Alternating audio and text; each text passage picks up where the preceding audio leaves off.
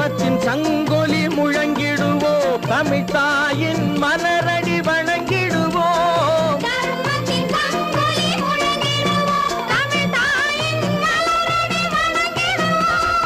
அமைதியை நெஞ்சினில் போற்றி வைப்போம், ஆனந்த ஜோதியை ஏற்றி வைப்போம்.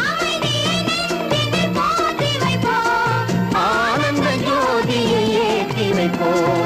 ஒரு தாய் மக்கள் நாம் என்போம், ஒன்றே எங்கள் குலம் என்போம். தலைவன் ஒருவன் தான் என்போம், சமரசம் எங்கள் வாழ்வென்போம். சமரசம் எங்கள் வாழ்வென்போம்.